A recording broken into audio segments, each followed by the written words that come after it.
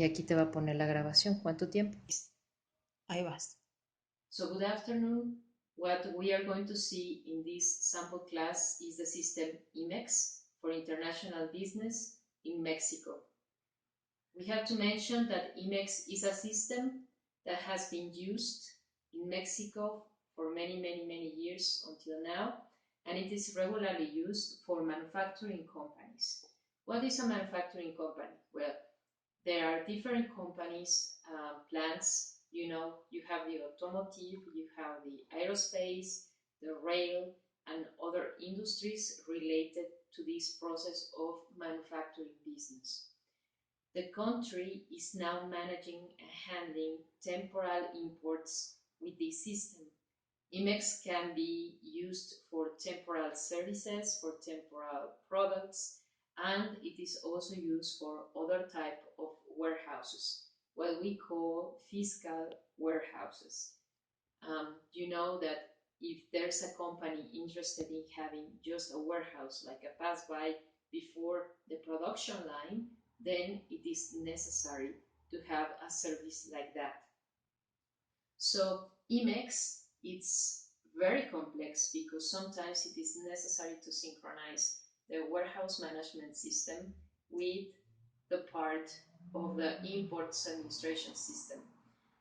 In this case, we have a lot of troubles with the companies because the companies have to declare a certain quantity or amount of production to the government.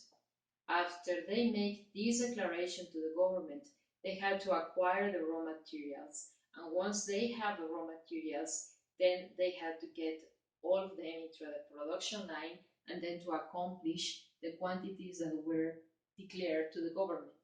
And we have a problem here because there is a matter with IMEX. We can say that we wanted to produce 100 units of an article, but maybe while we were producing the article, there were some parts or there were some units that were considered for SA, or that could be scrap, or that could have been for like a sample of the unit that was going to be final in the system. So the government can have the information that you are going to declare 100 units when really what you really produced was just 95 units. So if you had just 95 units and you could not accomplish the 100 units, the government is going to ask you, so what happened then that is causing this type of matter with the system? So then after some matters and after some processes, the government can say, well, I received this information from you and you uploaded from GUSEM all the information about IMEX and the numbers are not being coincident. So here is where you need an expert in the part of IMEX businesses. And there are companies very highly specialized in this type of programs for international business. In fact, there are companies that have very specialized software that are only dedicated in order to be considered for this type of companies. In this case, what the companies do is that they install the software that is necessary in these industries, and they try to make audits by starting with every single operation that they have and reach a monthly audit per a daily basis. So in this case, they can control or they can get under control all the data or all the information that is coming.